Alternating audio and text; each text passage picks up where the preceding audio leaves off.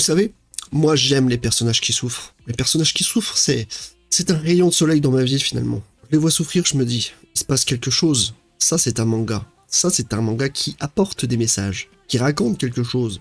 Quelque chose de fort. C'est pour ça que j'aime tant Berserk d'ailleurs, parce que toute la souffrance raconte quelque chose, ce n'est pas gratuit. Bon, parfois c'est gratuit, mais souvent ce n'est pas gratuit. Et là j'ai envie de vous parler justement de ces mangas qui ont cette souffrance, des personnages qui souffrent le plus dans les mangas. C'est une partie 1, je ferai certainement d'autres parties, mais pour ça j'attends aussi vos suggestions dans les commentaires pour me dire quels personnages pour vous ont souffert et qui mériteraient d'apparaître dans une autre vidéo. Des personnages qui se font peut-être moins populaires, plus rares, qu'on ne connaît pas beaucoup, ce serait le mieux. Parce que si vous me dites des personnages très populaires, enfin pas seulement, je veux aussi des personnages connus, populaires, mais je veux un mix entre les deux, c'est ce que j'ai essayé de faire dans cette vidéo. Sur ce les amis, n'oubliez pas de faire ce qu'il y a à faire, le partage qui est très important, l'abonnement qui est très important aussi, le partage surtout, et le petit commentaire, et le pouce en l'air ou en bas, peu importe. Quoi qu'il en soit, je compte sur vous. C'est parti. Maintenant parlons de Manji, le protagoniste de l'Habitant de l'Infini, qui est un personnage dont la souffrance est profondément liée à son immortalité, un fardeau qu'il porte comme une malédiction. En effet,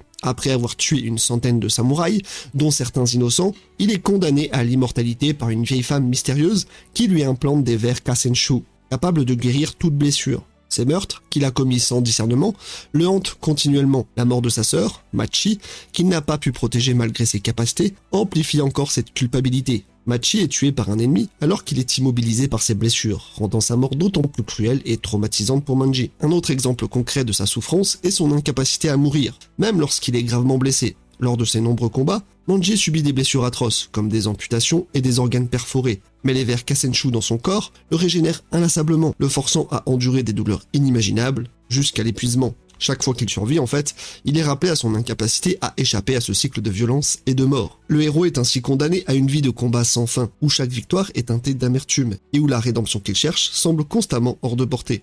Personnellement, je sais pas vous, je serais certainement devenu un antagoniste depuis très longtemps. Et Doflamingo et tout ça là, ce serait des enfants de cœur à côté. Seiichi Osabe est le protagoniste de Les Liens du Sang, qui est un personnage dont la souffrance est profondément enracinée dans la manipulation psychologique. Dès le début, il est piégé dans une relation toxique avec sa mère, Seiko, dont l'amour oppressant et possessif dépasse les limites de l'acceptable. Cette emprise maternelle déforme la réalité de Seiichi, l'isolant du monde extérieur en le plongeant dans un état de confusion constante. Le point culminant de sa souffrance survient lorsqu'il devient témoin, et complice involontaire, d'un acte impensable. Sa mère pousse son cousin, Shigeru, du haut d'une falaise. Ce traumatisme brutal fracture l'esprit de Seiichi, le plongeant dans une spirale de culpabilité, de peur et de dépendance envers sa mère. Il est constamment tiraillé entre l'amour qu'il lui porte et la terreur qu'elle lui inspire, incapable de se libérer de son emprise.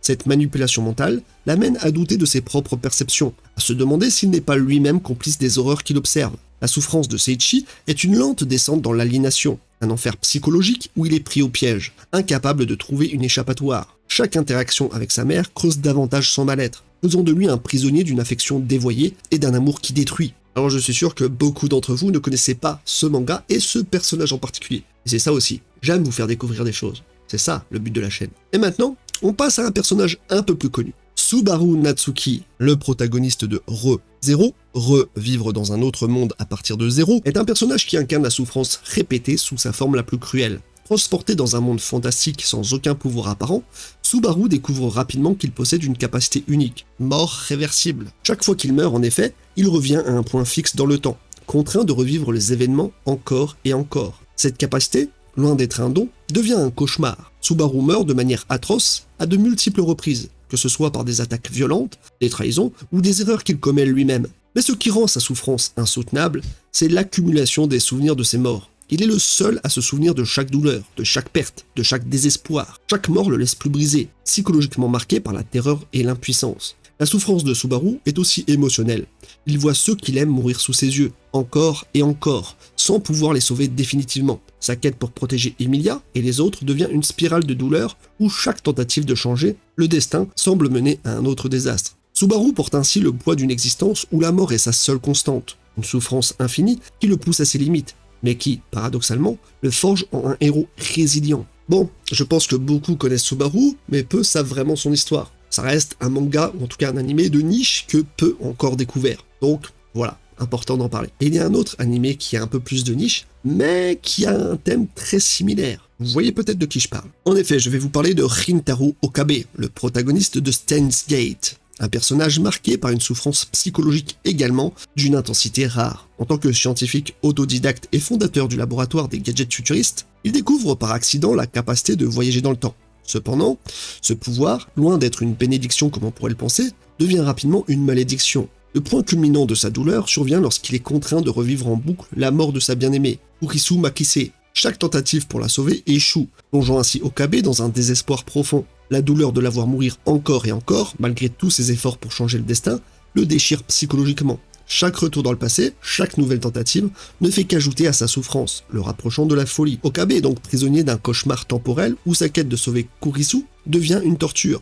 Il doit faire face à l'idée que, peu importe ce qu'il fait, l'univers semble décider de lui arracher celle qu'il aime.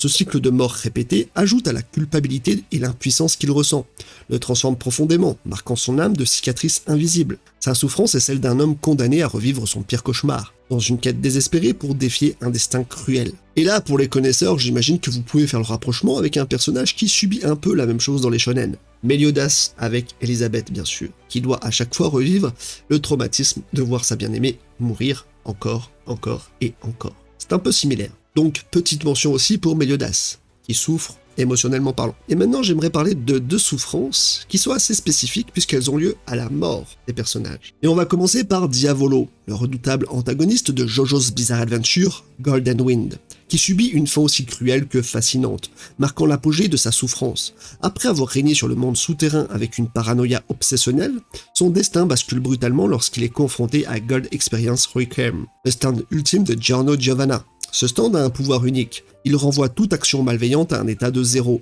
condamnant ainsi Diavolo à un enfer perpétuel. La fin de Diavolo est une boucle infernale de morts répétées, chacune plus absurde et dégradante que la précédente. Il est condamné à mourir encore et encore, sans jamais comprendre pourquoi ni comment. Un cauchemar éveillé où la mort elle-même devient une délivrance impossible. Cette punition éternelle est l'ultime ironie pour un homme qui a passé sa vie à fuir la mort, à tout contrôler pour éviter d'être découvert. Son existence devient un cycle sans fin de terreur et de souffrance, une rétribution implacable pour ses crimes. En somme, Diavolo, autrefois maître de son destin, finit par devenir prisonnier de son propre cauchemar, réduit à un état de perpétuelle agonie, une fin aussi poétique qu'implacable. Et c'est ça que je kiffe dans Jojo. Et il y en a un autre qui subit une mort assez similaire. La mort de Sayela Porogrants est l'une des plus cruelles et ironiques de la série, reflétant parfaitement son arrogance. Zayel, un espada obsédé par la perfection et la manipulation, rencontre sa fin aux mains de Mayuri Korotsushi, un scientifique tout aussi sadique. Après un combat intense où Zayel croit avoir tout sous contrôle, il est finalement pris au piège par l'intellect supérieur de Mayuri. Ce dernier lui administre un poison qui accélère drastiquement la perception du temps de Zayel. Ce dernier est alors condamné à ressentir chaque seconde comme une éternité, étirant sa mort sur des siècles à son esprit, tandis que son corps se désintègre lentement. Cette agonie prolongée, où chaque instant devient une torture interminable, est une punition cruelle pour un personnage qui se croyait invincible et maître de la souffrance des autres. Zayel meurt ainsi en ressentant une souffrance infinie, piégé dans son propre cauchemar. Et là, quelque chose me dit que Mayuri a intérêt à se planquer pour ce qui va arriver. Parce que vous le savez, avec le dernier chapitre, notre ami est de retour. Et il n'est pas là pour enfiler des perles, je pense pas. Et on est reparti pour un tour. Ichise est le protagoniste de Technolize. Il est l'incarnation d'une souffrance à la fois brutale et profondément existentielle. Dès le départ, Ichise est un être brisé, un orphelin qui a survécu en utilisant la violence. Un homme sans but, qui se laisse guider par une rage silencieuse et une résignation amère. Dans la ville souterraine de Lux, un lieu aussi dégradé que ses habitants, Ichise est trahi, mutilé et laissé pour mort. Il perd un bras et une jambe, une mutilation qui symbolise non seulement sa perte d'humanité, mais aussi son déchirement intérieur. Sa souffrance physique est exacerbée lorsqu'il est forcé de devenir un Technolized, un être augmenté par la technologie, contre sa volonté. Cette transformation est à la fois une mutilation de son corps et de son esprit, le réduisant à un pion dans un jeu de pouvoir qu'il ne comprend pas. Ichise lutte désespérément pour trouver un sens à son existence, dans ce monde dystopique, mais chaque pas le plonge plus profondément dans le désespoir. Le parcours d'Ichise est une descente aux enfers, où la souffrance est le seul compagnon constant. Il est un spectre errant, cherchant désespérément un sens à sa vie, dans un monde qui a depuis longtemps oublié toute trace d'humanité. Et là pareil, je suis certain que vous ne connaissiez pas celui-là. Très peu connu, mais très intéressant. Et maintenant je vais parler de deux personnages, très connus, un peu plus connus, beaucoup plus peut-être, qui ont pour moi le plus souffert dans le monde du manga. C'est parti. Et je vais commencer par Agni, le protagoniste de Fire Punch, qui est un personnage qui incarne une souffrance d'une intensité presque insupportable, une douleur qui dépasse le simple cadre physique pour devenir une véritable odyssée de l'horreur existentielle. Dès le début, il est jeté dans un monde apocalyptique où le froid glacial domine tout. Sa vie bascule complètement lorsque lui et sa sœur, Luna, sont condamnés à brûler éternellement à cause du pouvoir du bénisseur Doma, capable de générer du feu qui ne s'éteint jamais. Ouais, un peu comme l'Amaterasu en somme. Imaginez Itachi qui utilise son Amaterasu, tu peux pas l'éteindre et tu peux pas mourir non plus. C'est galère un peu. Agni est ainsi transformé en une torche humaine, vivant perpétuellement enflammée, mais incapable de mourir en raison de son propre pouvoir régénérateur. Dites-vous qu'il a souffert non-stop pendant une année entière, qu'il lui a fallu 3 ans pour ne serait-ce que pouvoir se déplacer, 5 ans pour que son corps s'adapte à la souffrance, et 8 ans pour pouvoir respirer normalement. Ouais, c'est beaucoup. La souffrance d'Agni n'est pas seulement celle de la chair qui brûle sans fin, c'est aussi une torture psychologique qui découle de la perte de sa sœur, sa seule ancre dans le monde glacé. Luna, brûlée vive sous ses yeux, laisse en lui un vide que rien ne peut combler. Cette tragédie le pousse dans une quête de vengeance aveugle, où chaque pas est une lutte contre une douleur qui le consume autant qu'elle le motive. Au-delà de la vengeance, Agni se débat avec le fardeau d'être perçu comme un dieu par les survivants qu'il rencontre. Cette adoration forcée l'isole encore davantage, le coupant des derniers vestiges de son humanité. Son corps brûle, mais c'est son esprit qui souffre le plus, piégé dans un cycle infernal où il oscille entre l'envie de mourir et le devoir de survivre pour accomplir sa vengeance. Agni est ainsi un martyr dans un monde sans espoir, où sa souffrance transcende le physique pour devenir une métaphore cruelle de la lutte pour une signification dans un univers indifférent. Et maintenant, bien sûr, je ne pouvais pas ne pas parler de Guts, le protagoniste très célèbre et adulé de Berserk, qui incarne la quintessence de la souffrance. Dès le début, son existence est une lutte acharnée contre un destin cruel. Né d'une pendue, il survit à une enfance marquée par la violence et les abus, infligés par Gambino, celui qu'il considère comme un père. Cet environnement hostile forge en lui une méfiance viscérale envers le monde, un monde qui ne cesse de le trahir. Et le véritable gouffre de son malheur s'ouvre lors de l'éclipse, cet événement où Griffith, son compagnon d'armes et ami, sacrifie l'unité du faucon et viole Casca, l'amour de Guts, sous ses yeux. Cette trahison brise son esprit, le plongeant dans un tourbillon de rage et de désespoir. Les stigmates de cet épisode, tant physiques que psychologiques, le hantent à tout jamais, le marquant comme un homme maudit, poursuivi sans relâche par des démons. La souffrance de Guts est aussi existentielle. Il est condamné à lutter sans répit pour conserver un semblant d'humanité, tout en étant tiraillé entre son besoin de vengeance et sa quête de rédemption. Sa lutte solitaire, armée de son épée gigantesque, est un symbole de cette douleur inextinguible qui le ronge. À chaque pas, il est confronté à la perte, à la trahison et à la brutalité du monde. Mais il continue d'avancer malgré tout, porté par une volonté de faire et une haine viscérale. Pour faire court, Guts est l'incarnation même du martyr héroïque, un personnage dont la souffrance extrême transcende les limites du supportable pour devenir un combat contre le destin lui-même. Et oui, je pense qu'on peut difficilement faire pire que Guts en termes de souffrance. Ça restera le personnage qui a le plus souffert, qu'on connaît. Peut-être qu'il y en a d'autres qui sont très très peu connus, et je compte sur vous pour me faire des propositions. J'aimerais aussi engager des mangas, des animés peut-être, qui sont peut-être beaucoup moins connus, mais dont les personnages souffrent peut-être tout autant. Là, ce serait pas mal. Sur ce, rappelons-nous d'une chose. En définitive, les personnages de manga sont souvent confrontés à une variété de souffrances qui les façonnent et les rendent profondément humains. La souffrance physique est omniprésente, que ce soit à travers les blessures de guerre, les transformations corporelles douloureuses ou les combats incessants qui laissent des cicatrices indélébiles. À côté de ça, la souffrance psychologique, souvent liée à des traumatismes passés, des pertes irréparables ou des dilemmes moraux, pèse lourdement sur l'esprit des personnages, les poussant parfois au bord de la folie. Il y a aussi la souffrance émotionnelle, liée à la solitude, à l'amour non partagé ou aux trahisons, qui laissent des marques invisibles mais profondes.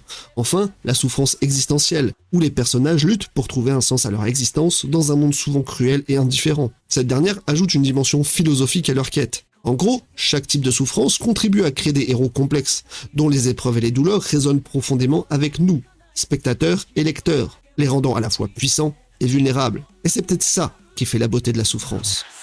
何度も叫ぶんだ助けてくれとだけど誰も振り返らないこの絶望の中で